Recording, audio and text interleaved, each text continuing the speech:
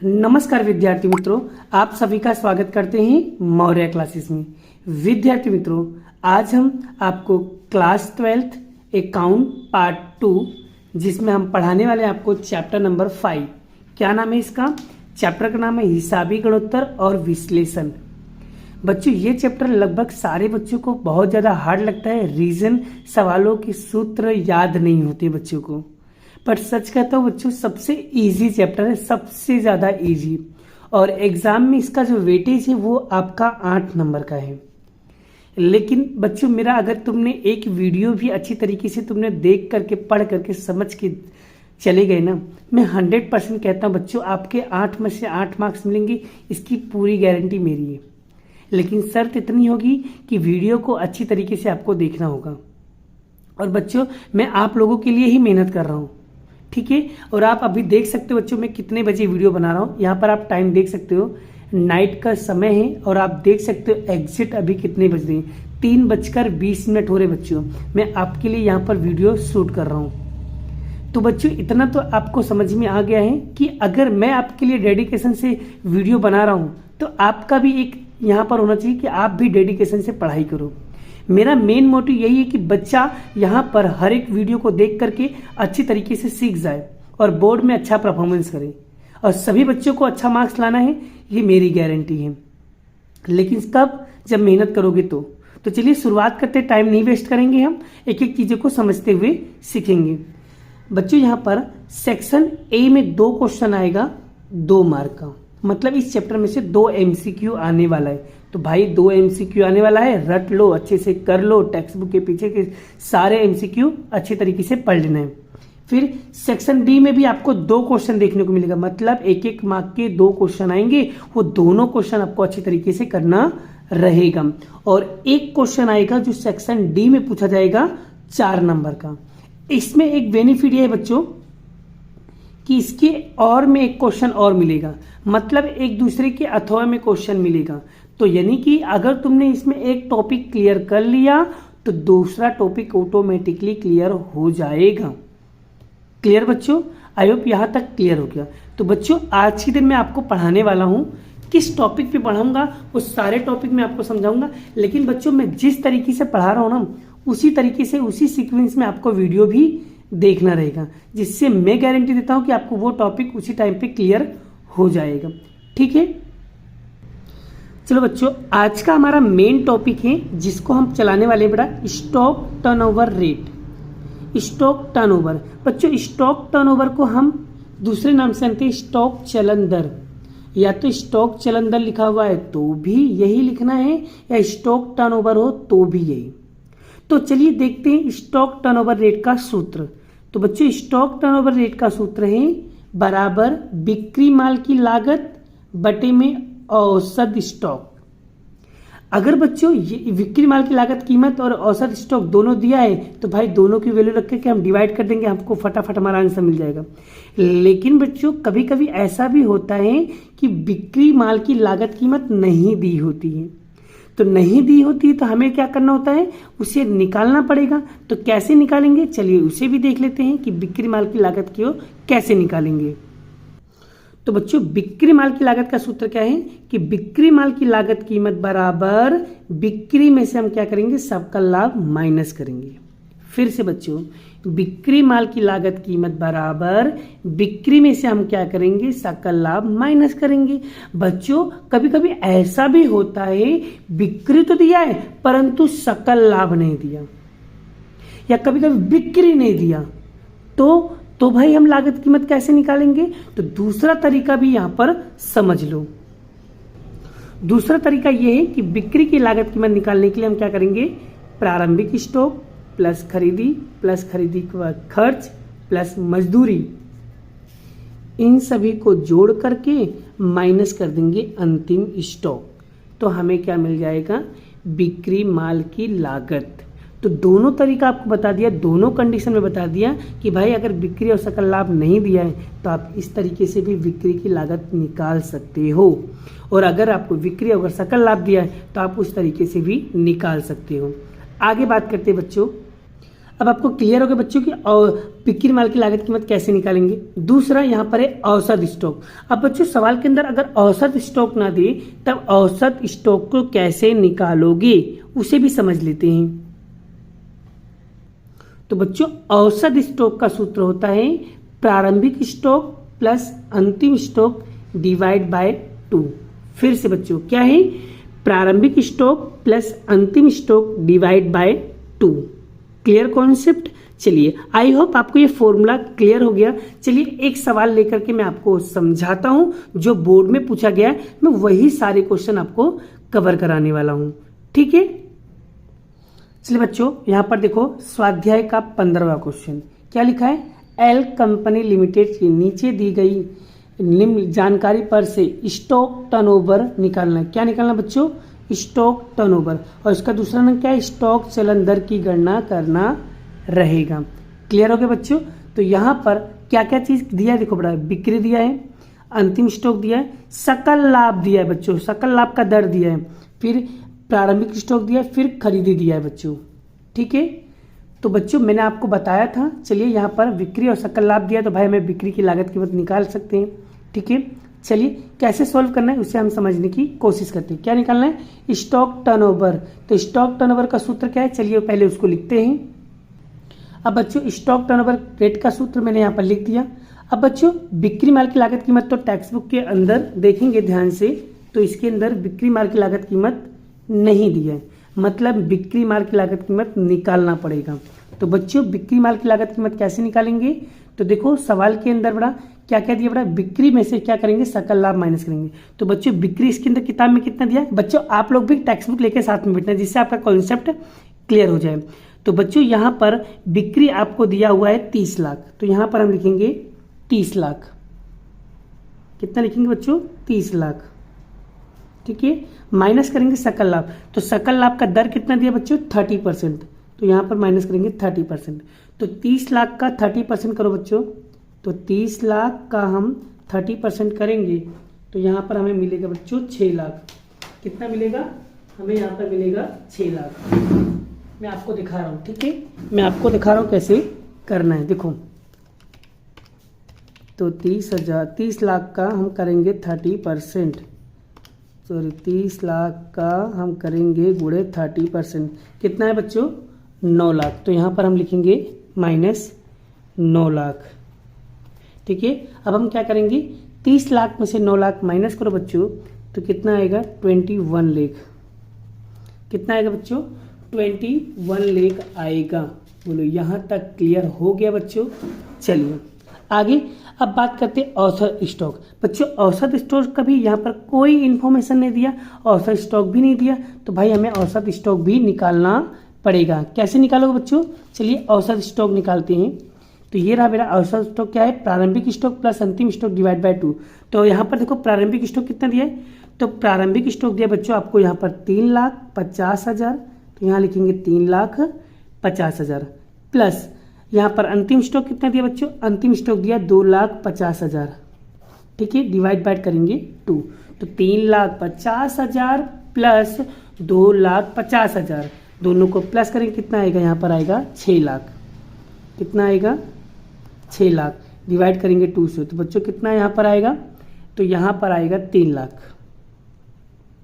कितना आएगा, 3 लाख। बस अब आपको क्या करना है बच्चों, बिक्री माल की लागत कीमत भी निकाल गया और औसत स्टॉक निकल, बस इसको यहाँ पर पुट कर दो। तो भाई बिक्री की लागत कीमत कितना है, 21 लाख, तो यहाँ लिखेंगे 21 लाख, और औसत स्टॉक हमने निकाला अभी, कितना निकाला बच्चों, कितना निकाला, 3 लाख, तो यहाँ लिखेंगे हम 3 लाख,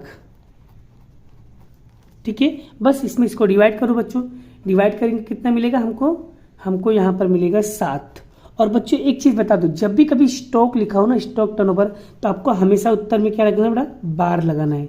ये बार आपको कंपल्सरी लगाना है, मतलब लगाना, क्योंकि जब भी कभी कोई चीजें टर्नओवर में होती है उसे हमेशा बार लगा के लिखा जाता है। क्लियर हो गया कॉन्सेप्ट, आई होप आपको यहाँ तक क्लियर हो गया। बच्चों एक सवाल और लेता हूँ जिसके अंदर आपको ना तो बिक्री दिया होगा ना तो सकल लाभ दिया होगा, तो अगर आपको बिक्री की लागत कीमत निकालना होगा तो कैसे निकालोगे, चलिए उसे भी हम देख लेते हैं। नेक्स्ट क्वेश्चन लेना पड़ा उसी के नीचे स्वाध्याय का 16वां क्वेश्चन। इसमें भी हमें स्टॉक चलन दर मतलब स्टॉक टर्नओवर निकालना है। ठीक है, तो यहाँ पर देखो क्या क्या दिया बड़ा, प्रारंभिक स्टॉक दिया है, बिक्री दिया है, खरीदी खर्च दिया है, अंतिम स्टॉक दिया है, खरीदी दिया है, मजदूरी दी है। पर बिक्री तो दिया है परंतु सकल लाभ का दर नहीं दिया। देखो यहाँ पर दिया था, यहाँ पर नहीं दिया है। तो अब हम क्या करेंगे, अब तो भाई हम इसका इस्तेमाल तो नहीं कर सकते, लेकिन दूसरा तरीका मैंने बताया था, क्या बताया था, प्रारंभिक स्टॉक प्लस खरीदी प्लस मजदूरी प्लस खरीदी खर्च माइनस अंतिम स्टॉक, ये वाला टेक्निक भी बताया था ना। तो हम उसके थ्रू उसको निकालेंगे, क्या, बिक्री की लागत कीमत। चलिए निकाल कर बताते हैं और आपको समझाते भी हैं। देखो बेटा, बिक्री की लागत कीमत निकालना भाई हमको, तो भाई बिक्री और सकल लाभ तो नहीं दिया था, बिक्री दिया था परंतु सकल लाभ नहीं दिया, तो भाई वो तो नहीं, उसका इस्तेमाल नहीं। लेकिन दूसरा तरीका मैंने बताया था भाई, इस तरीके से भी आप निकाल सकते हो बिक्री की लागत कीमत। चलिए तो यहाँ पर देखो बेटा, प्रारंभिक स्टॉक, किताब लेके बैठना बच्चों। प्रारंभिक स्टॉक आपको कितना दिया, ओपनिंग स्टॉक कितना दिया बच्चों, तो यहाँ पर प्रारंभिक स्टॉक दिया आपको यहाँ पर 2 लाख रुपए, तो यहाँ लिखेंगे हम 2 लाख। फिर यहाँ पर खरीदी कितना दिया बच्चों, आपको खरीदी दिया है, परचेस आपको दिया 22 लाख। ठीक है, आगे खरीदी के खर्च, खरीदी के खर्च कितना दिया बच्चों आपको 1 लाख, तो यहाँ लिखेंगे 1 लाख। फिर उसके बाद बच्चों यहाँ पर मजदूरी कितना दिया है 2,50,000, तो लिखेंगे हम 2,50,000। ठीक है, और अंतिम स्टॉक बच्चों, अंतिम स्टॉक आपको यहाँ पर दिया हुआ 1,50,000। ठीक है, अब हम क्या करेंगे बच्चों, इन देखो यहाँ से लेकर के यहाँ तक मजदूरी तक सभी को प्लस करके उसमें से अंतिम स्टॉक माइनस करोगे बच्चों, तो आपको मिलेगा 26 लाख। कितना मिलेगा बच्चों, 26 लाख। तो भाई बिक्री की लागत कीमत हमको मिल गया कितना, 26 लाख। तो यहाँ पर लिख देंगे 26 लाख। बोलो यहाँ तक क्लियर। अब हमें निकालना है औसत स्टॉक। औसत स्टॉक भी टेक्स्ट बुक पे नहीं दिया है, तो हम भाई औसत स्टॉक निकालने का सूत्र क्या होता है, opening stock plus closing stock divide by 2, मतलब प्रारंभिक स्टॉक प्लस अंतिम स्टॉक डिवाइड बाय 2। चलिए यहाँ पर लिखते बड़ा, तो प्रारंभिक स्टॉक कितना दिया बच्चों, उसे भी हम यहाँ पर समझ लेते हैं। तो प्रारंभिक स्टॉक दिया आपको 2 लाख, तो यहाँ लिखेंगे हम 2 लाख प्लस अंतिम स्टॉक कितना दिया है 1.5 लाख, 1,50,000 डिवाइड करेंगे 2। तो बच्चों दोनों को डिवाइड करोगे कितना आ जाएगा, 2 लाख प्लस 1.5 लाख कितना हो जाएगा 3,50,000। 3,50,000 में 2 का डिवाइड करोगे बच्चों, तो यहाँ पर कितना मिलेगा 1,75,000। तो यहाँ पर लिखेंगे 1,75,000। आई होप आपको ये कॉन्सेप्ट आपका क्लियर हो रहा है। कितना आएगा 1,75,000, 1,75,000। अब इसे हम कहाँ लिखेंगे बच्चों, इसे हम लिखेंगे यहाँ पर औसत स्टॉक में। कितना लिखेंगे 1,75,000। क्लियर हो गया बच्चों। चलिए अब हम क्या करेंगे, 26 लाख में 1,75,000 में डिवाइड करेंगे, तो डिवाइड करने पे बच्चों कितना मिलेगा आपको, तो डिवाइड करने पे यहाँ पर मिलेगा आपको 14.85। और बच्चों स्टॉक चलन दर हो तो आपको यहाँ पर क्या लिखना पड़ता है, बार, तो यहाँ लिखेंगे हम बार। तो यही क्या होगा आपका फाइनल आंसर होगा। आई होप आपको स्टॉक चलन दर वाले कॉन्सेप्ट क्लियर हो गए। अगर बच्चों अगर आपका कॉन्सेप्ट क्लियर हो गया तो आपको 2 क्वेश्चन होमवर्क में करना रहेगा। उदाहरण नंबर 24 और 25, ये 2 क्वेश्चन आपको होमवर्क में करना रहेगा। जैसे मैंने करवाया डिट्टो ऐसे ही करना, इसी मेथड से ही करना रहेगा। Clear concept. चलिए आगे बात करते हैं, नेक्स्ट टॉपिक कौन सा लेने वाले हैं उसे भी मैं आपको समझा देता। तो बच्चों दूसरा टॉपिक हम सीखने वाले हैं देनदार टर्नओवर। बच्चों जैसे ही देनदार टर्नओवर का आता है क्वेश्चन, वैसे ही सेम टू सेम लेनदार टर्नओवर का भी आता है। तो दोनों क्वेश्चन हम सीखेंगे। पहले हम सीख लेते हैं देनदार टर्नओवर। तो देनदार टर्नओवर बच्चों, देनदार टर्नओवर का सूत्र होता है उधार बिक्री बटे में औसत व्यापारी लेना। बच्चों लेना मतलब होता है यहाँ पर देनदार।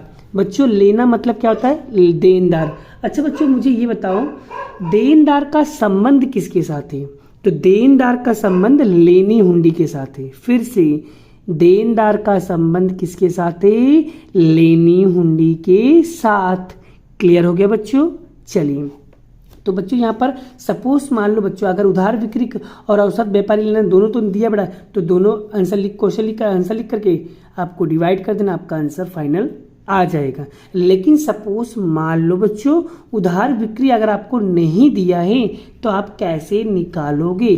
तो उधार बिक्री निकालने का जो मेन फॉर्मूला है बच्चों वो क्या है? उधार बिक्री बराबर कुल बिक्री में से हम रोकड़ बिक्री को माइनस कर देंगे तो हमें उधार बिक्री मिल जाएगा। क्लियर? अच्छा बच्चों और बताओ, अगर सपोज मान लो हमें औसत व्यापारी लेना नहीं दिया है तो हम क्या करेंगे? प्रारंभिक व्यापारी लेना प्लस अंतिम व्यापारी लेना को प्लस करके 2 से डिवाइड कर देंगे तो मुझे औसत व्यापारी लेना मिल जाएगा। अब सपोज मान लो बच्चों हमें प्रारंभिक में क्या क्या जोड़ना है और अंतिम में क्या क्या जोड़ना है वो भी नहीं दिया तो हम क्या करेंगे? उसके लिए बच्चों यहाँ पर ध्यान दीजिए, उसके लिए हम ये सूत्र लगाएंगे, औसत व्यापारी लेना बराबर प्रारंभ में देनदार प्लस लेनी हुंडी फिर प्लस अंतिम में देनदार और लेनी हुंडी डिवाइडेड बाय 2। अभी आपको समझ में नहीं आ रहा, लेकिन मैं जब आपको क्वेश्चन करवाऊंगा तो आपको अच्छे तरीके से क्लियर हो जाएगा। चलिए एक क्वेश्चन को समझने की कोशिश करते हैं। तो बच्चों यहाँ पर मैं लेने वाला हूँ स्वाध्याय का 18वां क्वेश्चन। क्या लिखा है? बी कंपनी लिमिटेड के नीचे दी गई जानकारी के आधार पर देनदारों का टर्नओवर मतलब चलन दर, और बच्चों देनदार लोग क्या करते हैं? तो देनदार लोग पैसा वसूल करते हैं, तो लेनदार क्या करते हैं? तो लेनदार पैसा भुगतान करते हैं। क्लियर? दोनों में अंतर क्या है बड़ा वो पता चल गया आपको?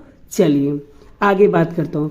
तो यहाँ पर वसूली मुद्दत के दिनों की गणना कीजिए और मुद्दत सप्ताह मास और गिनने के, और यहाँ पर बड़ा दिन में आपको कितना लेना? दिन में आपको 360 दिन लेना रहेगा। तो बच्चों जब भी कभी ऐसा टॉपिक दिया तो बड़ा उसके लिए आपको ये 3 चीजें आपको पता होना चाहिए। तो आपको ये 3 चीजें पता होना चाहिए बड़ा।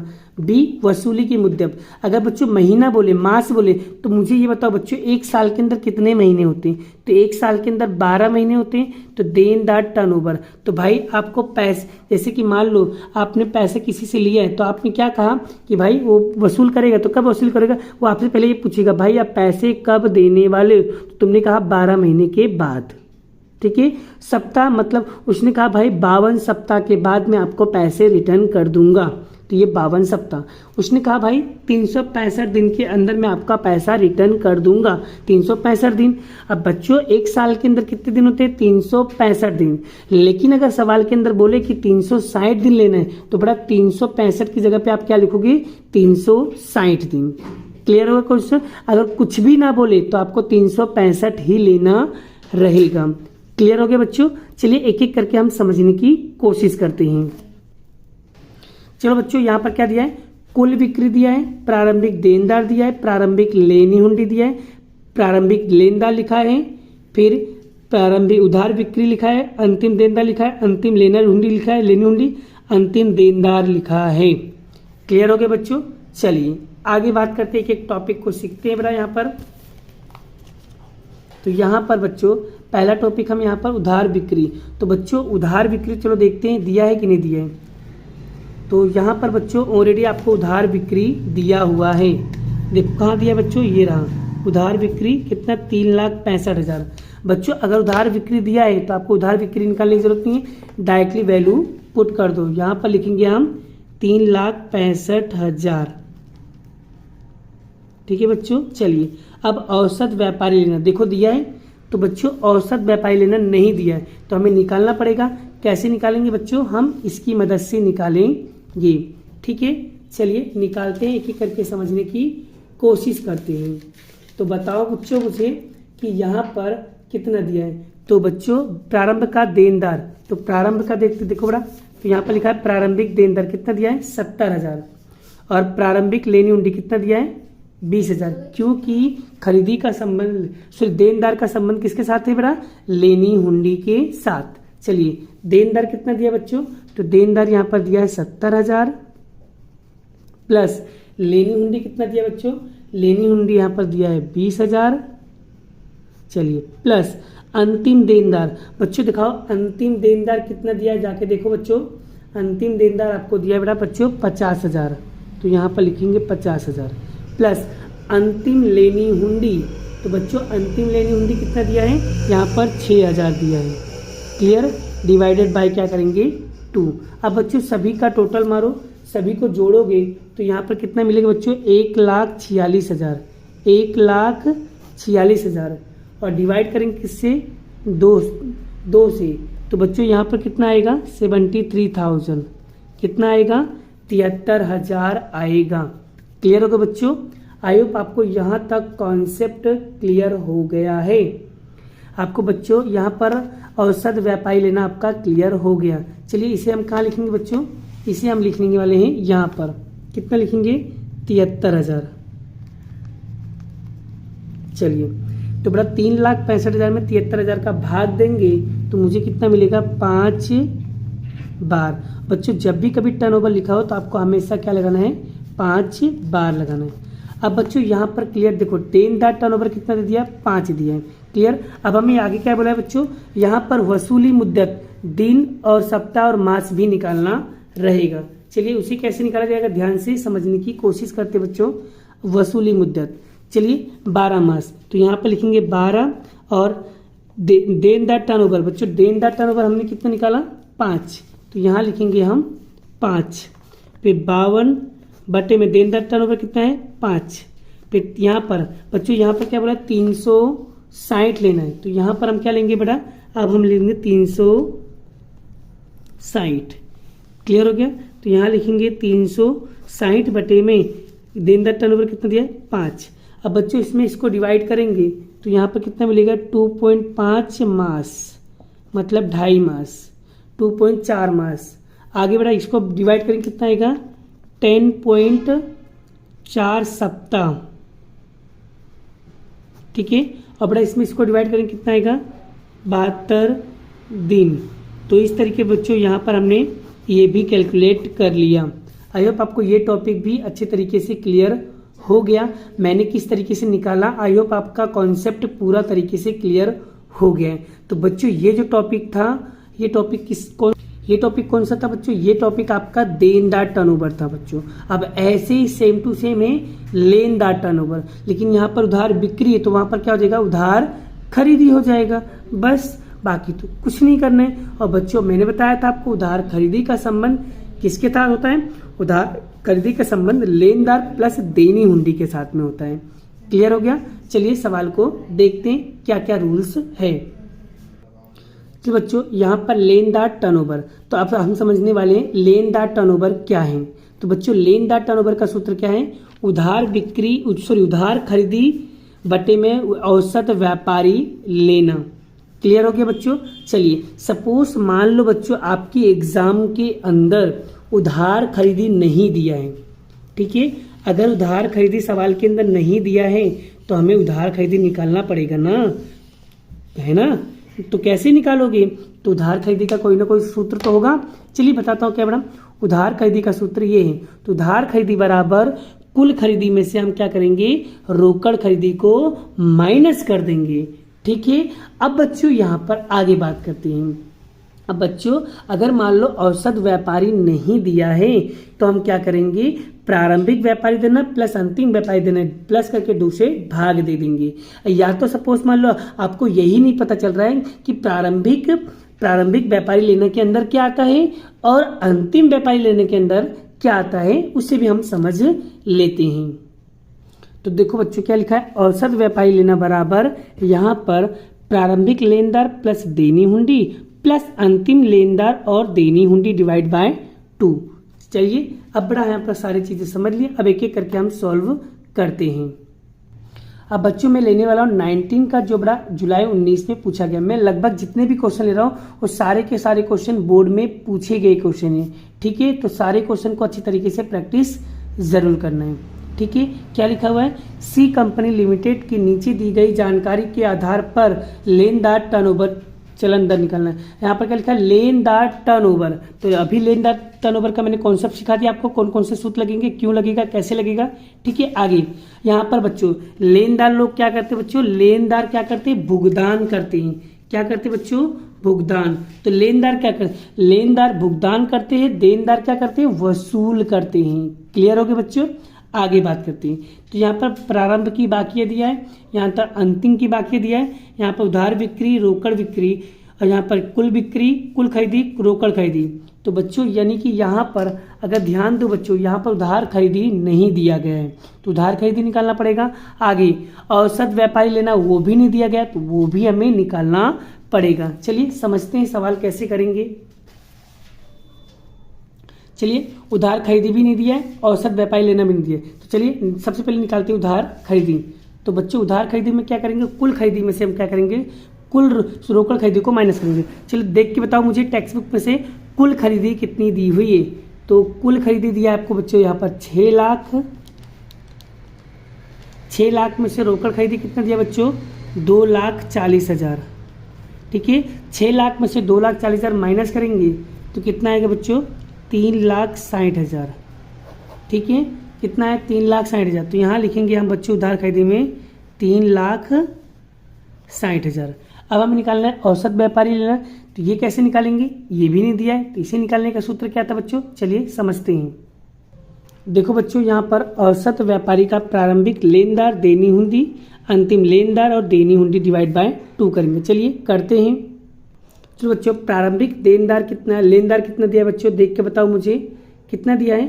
तो यहाँ पर दिया हुआ है 45,000, तो यहाँ पर लिखेंगे लेनदार कितना, 45,000, तो 45,000 प्लस देनी हुंडी कितना दिया है, 15,000, तो यहाँ लिखेंगे 15,000 प्लस अंतिम देनदार कितना लिया बच्चों, लेनदार कितना दिया है 40,000, तो यहाँ लिखेंगे हम 40,000 प्लस, तो अंतिम देनी हुंडी कितना दिया है बच्चों, 20,000, तो यहाँ लिखेंगे हम 20,000। अब बच्चों हम क्या करेंगे, चारों का टोटल मारेंगे, चारों को टोटल मार के 2 से डिवाइड करेंगे।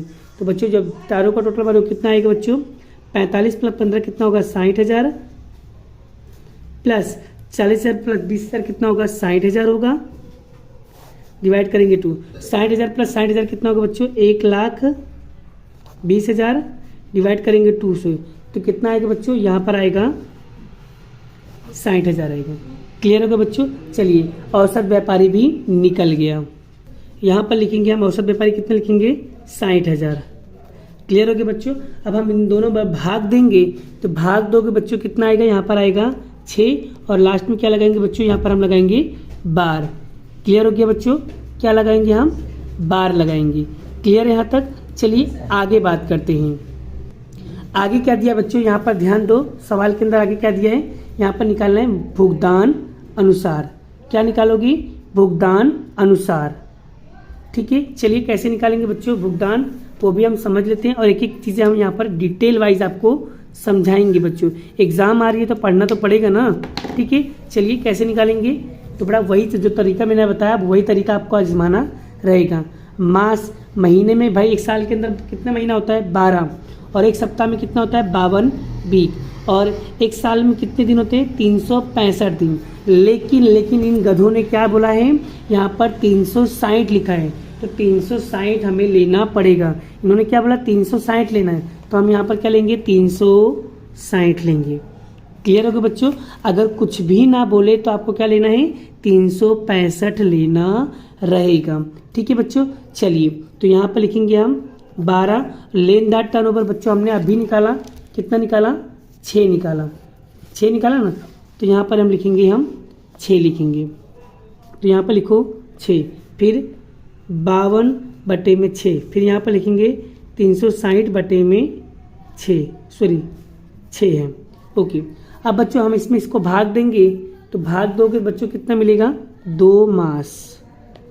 चलिए इसमें इसको भाग दोगे बच्चों कितना आएगा, 8.66 सप्ताह। क्या आएगा बच्चों, 8.66 सप्ताह। और बच्चों इसमें इसको भाग दोगे तो यहाँ पर कितना मिलेगा, 60 दिन मिलेगा। क्लियर हो गया बच्चों। अब देखो हमारा यहाँ पर ये भी काम पूरा हो गया है, और बच्चों ये सारे क्वेश्चन आपको सेक्शन डी के अंदर देखने को मिलेगा। और मैं गारंटी देता हूँ बच्चों, अगर आपको कुछ नहीं आता, ये 4 सवाल भी प्रैक्टिस करके जाओगे तो गारंटी बच्चों इसमें से एक क्वेश्चन तो फाइनल आने वाला है। ठीक है बच्चों। चलिए अब मैं आपको कुछ होमवर्क देने जा रहा हूँ, उसे भी लिख लो। बच्चों आपको होमवर्क में क्या लिखना है, उदाहरण नंबर 29, 30, 31, 32। ये 4 क्वेश्चन आपको होमवर्क में दे रहा हूँ, इसी मेथड से करना है जिस मेथड से मैंने कराया हुआ है। बच्चों जैसे जैसे मैं करवा रहा हूँ वैसे वैसे ही आपको करना है, मैं गारंटी। तो बच्चों आपको अकाउंट का हर एक कॉन्सेप्ट आपको क्लियर हो जाएगा। चलिए बच्चों, वीडियो काफ़ी ज़्यादा लंबी हो गई, बाकी का क्वेश्चन हम नेक्स्ट वीडियो में करवाने वाले हैं। अभी के लिए बाय बाय। जय श्री कृष्ण, राधे कृष्ण की जय, जय माता दी दोस्तों।